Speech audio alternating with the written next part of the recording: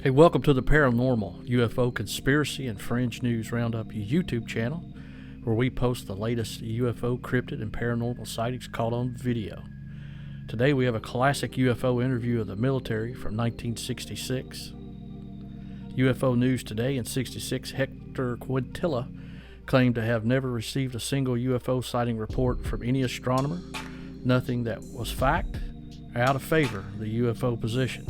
He points out, I think correctly, that astronomers are the best positioned of all professions to see and know what they're looking at and making the most credible witnesses.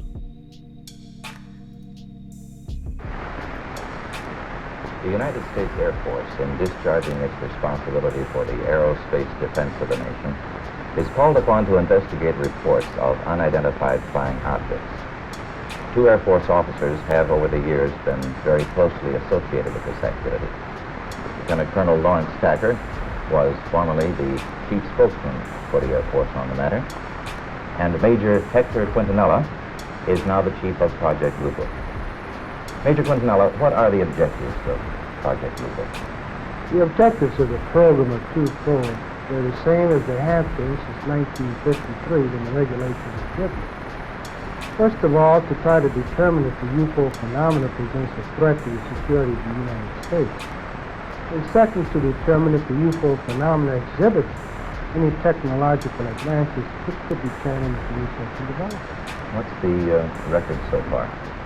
To date, we have over 10,000 cases at Wright-Patterson Air Force Base, of which 646 of these remain unidentified. That's not to say that we could not have identified more cases if we had gotten to the observer quickly and checked the local activity.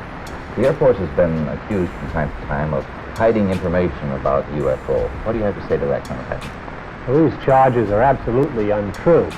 Actually, the United States Air Force releases statistics on the UFO phenomena through the Department of Defense press desk periodically, and we've always honored accredited media when they want to investigate a given specific sighting. There's nothing to hide. There's nothing to hide at all. Is there anything in the files, either classified or unclassified, that would indicate that there may be extraterrestrial visitors over here?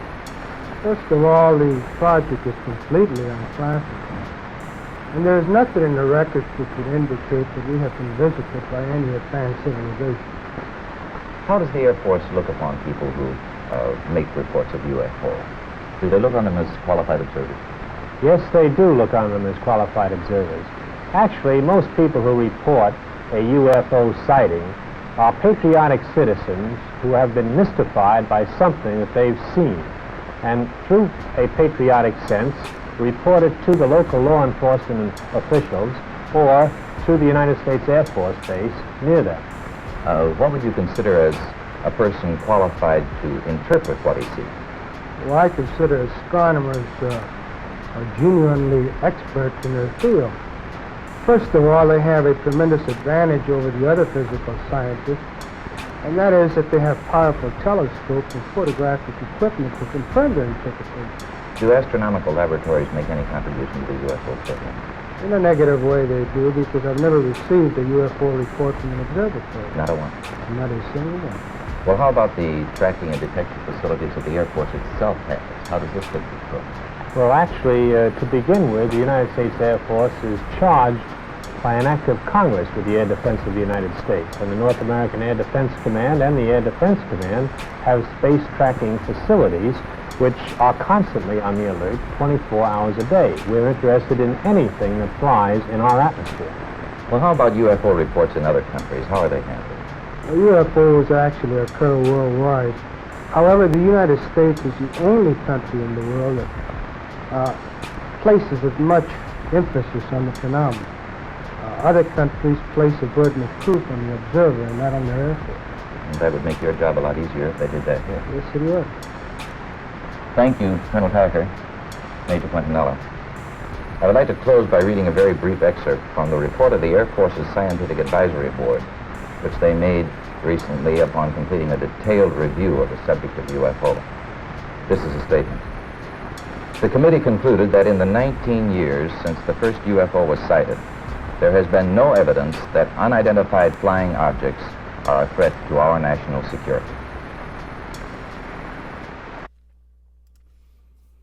Okay, if you enjoy investigating the paranormal, conspiracies, cryptids, and other fringe items, make sure to check out our podcast. It's called the Paranormal UFO Conspiracy and Fringe News Roundup, where each week we investigate the cosmic truth. I'll leave a link in the description. Also, make sure you like and subscribe and leave me a comment on this video.